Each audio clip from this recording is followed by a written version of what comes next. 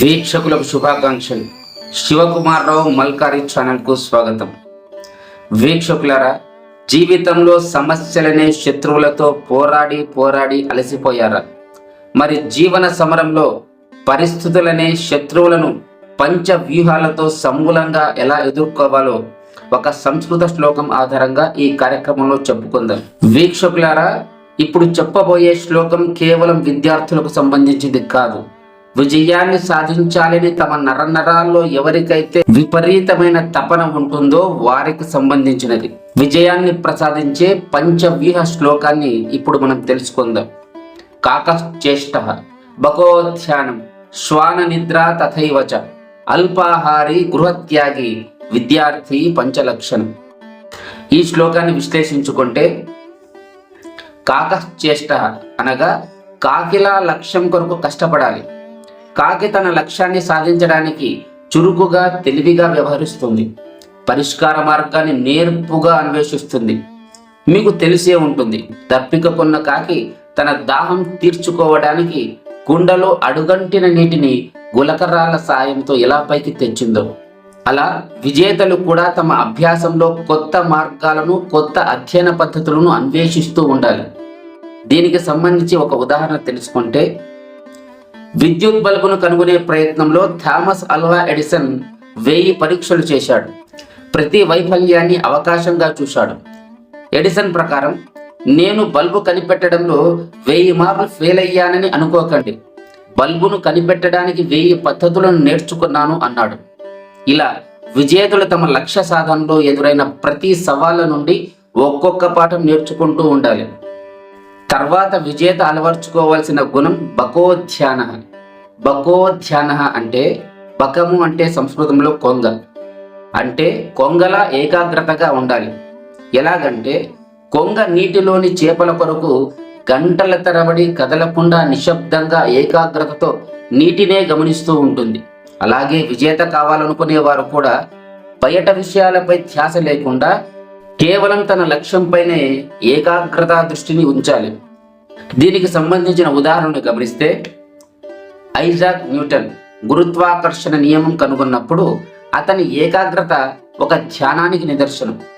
ఎలాగంటే, చెట్టు నుండే యాపిల్ కిందకు ఎందుకు పడాలి? ఇలా సంవత్సరాల తరబడి ఈ ప్రశ్న మీదే ధ్యాస పెట్టాడు. యాపిల్ కింద పడడం అనే విషయాన్ని ఎంతలా ఆలోచించేవాడంటే, ఒకసారి ప్రయోగశాలలో పని చేస్తూ ప్లేట్లోని పండ్లను తిన్నది మర్చిపోయి ఖాళీ ప్లేటు మీదే కత్తితో పదే కోయడం ఆరంభించాడు. ఇలా తన లక్ష్య సాధనలో ఒళ్ళు మరిచి మరీ ప్రయత్నం చేసి విజ్ఞాన శాస్త్రంలో ధృవతారగా నిలిచాడు. వీక్షకులారా, తర్వాత విజేతలు అలవర్చుకునే లక్షణం శ్వాన నిద్ర. సంస్కృతంలో శ్వానం అంటే కుక్క. కుక్కలా అప్రమత్తంగా ఉండాలి, అంటే ఎప్పుడు అటెన్షన్గా ఉండాలి. కుక్క ఎంత గాఢంగా నిద్రపోయినా చిన్న శబ్దం వినిపిస్తే వెంటనే మేల్కొంటుంది. విజేత కావాలనుకునే వారు కూడా నిద్రను నియంత్రించుకొని ఎప్పుడు తమ లక్ష్యం పైన దృష్టి పెట్టాలి.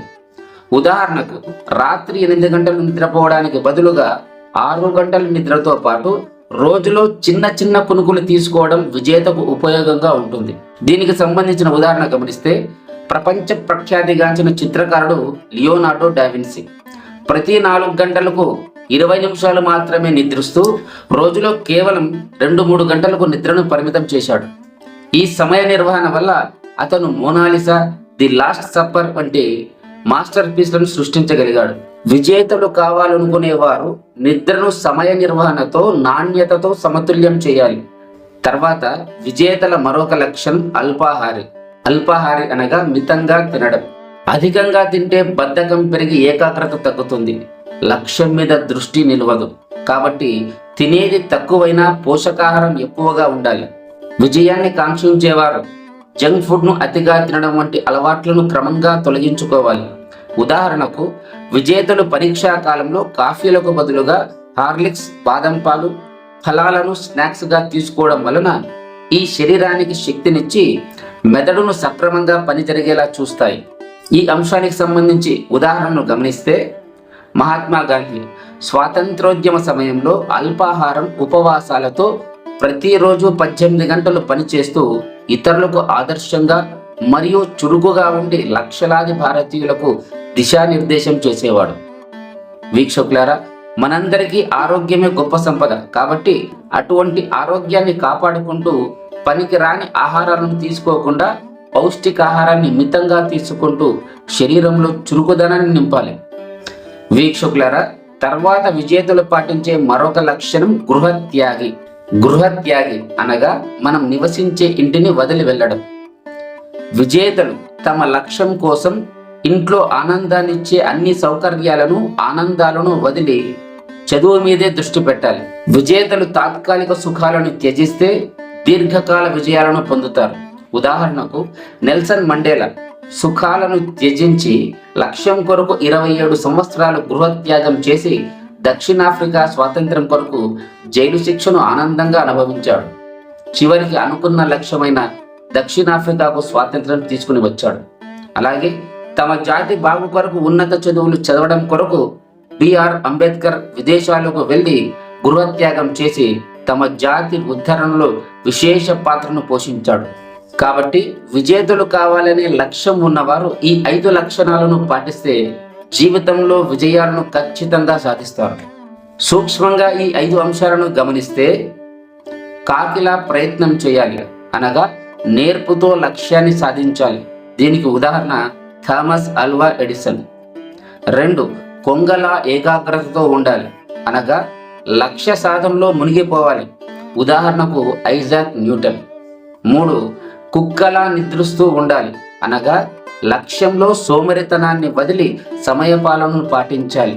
ఉదాహరణ లియోనార్డో డావిన్సీ. తర్వాత మితాహారం అనగా తక్కువ తిని ఆరోగ్యంగా ఉండాలి, ఆరోగ్యాన్ని రక్షించుకోవాలి. ఉదాహరణ మహాత్మా గాంధీ.